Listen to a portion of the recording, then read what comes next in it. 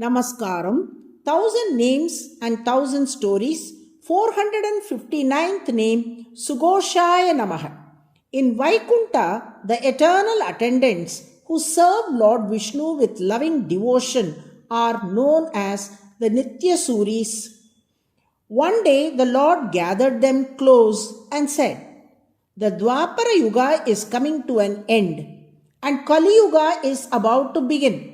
In the previous yugas, I incarnated on earth and guided people towards righteousness. But I am unsure whether the people of Kali Yuga will reform even if I myself descend again. Just as an elephant is needed to tame another elephant, I feel it would be best to send you, the individual souls, who are ever devoted to me as my representatives on earth. Through you, we can uplift humanity together. This is a plan that both I and my divine consort have carefully devised." The Nityasuris, the eternal ever liberated souls, humbly asked, "O Lord, what would you have us to do? Please command us." To this, Lord Vishnu replied, "You must go down to earth and be born as my devotees. Immerse yourself in devotion and sing songs about me.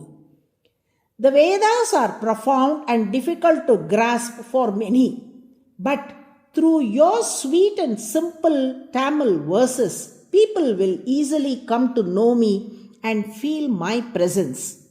So descend to earth and sing of me in nectar-like Tamil."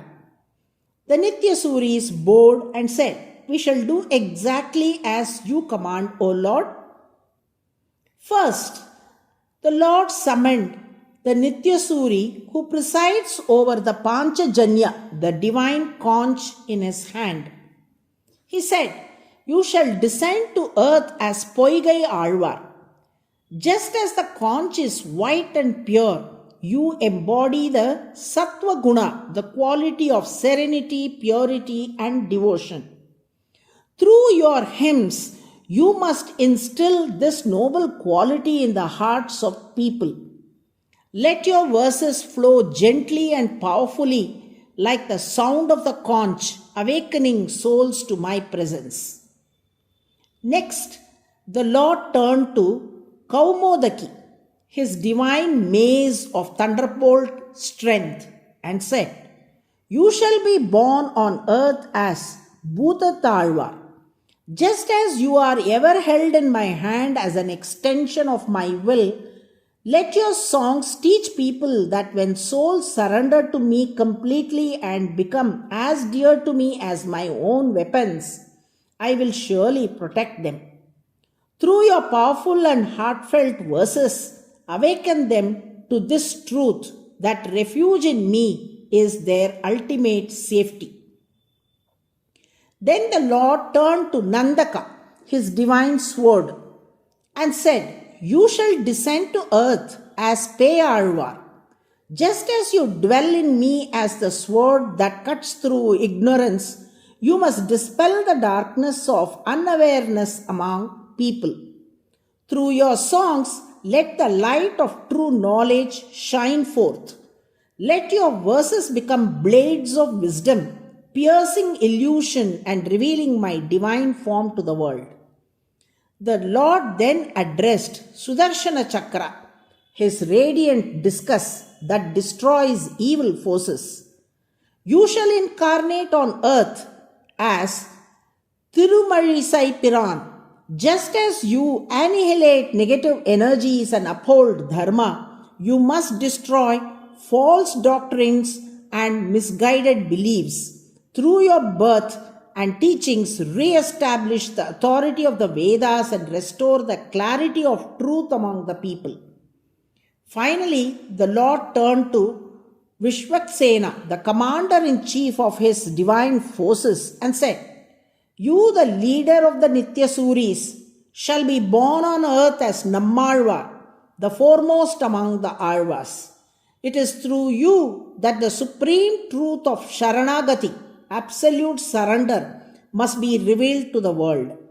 Guide humanity back to me, not through force, but through the depth of devotion and the power of divine realization. The Lord then turned to Kumuda, the devoted attendant of Vishwaksena, and said, "You shall be born on earth as Madhurakavi Alvar, the disciple of Nammalvar. You must proclaim to the world the greatness of the Guru-disciple relationship. Let people understand through you the greatness of Guru Bhakti." The Lord then spoke to the Nityasuri who presides over his Kaustuba gem, saying, "You shall be born as Kulashekara Perumal and sing songs that are sweet to my heart." The Lord looked at Garuda and said, "You who are the very form of the Vedas shall be born as Periyalvar. You must explain the essence of the Vedas and sing of the greatness of offering garlands of flowers and garlands of verses." Then turning to Nityasuri, who presides over Srivatsa, the sacred mark on his chest, the Lord said, "You shall incarnate as Tirupan Alvar and sing sweet songs that dwell forever in my heart." To his Vaijayanti Mala, the divine garland, he said, "You shall descend as Tondaradi Podiyalvar. On earth, offer garlands to me with loving service and sing verses in praise of me." The Lord then spoke to his Sharanga bow and said, "You shall be born as Tirumangayalvar. Just like the arrow released from your bow, you must travel to all my sacred temples and sing songs in praise of me." O Nityasuris, you who are immersed in devotion will be known on earth as Alvars. The Tamil hymns you sing will shine even brighter than the Vedas themselves. Whether on earth or in Vaikunta, just as I am ever surrounded by the sounds of the Vedas, I shall be enveloped by the radiance of your songs as well, said the Lord. With this deep assurance, he lovingly sent them down to earth. Thus, as the chants of Vedas in Sanskrit and the divine Tamil hymns of the Alvars constantly surround the Lord, he is rightfully called SUGHOSHAAYA, the one who is ever enveloped in auspicious sound.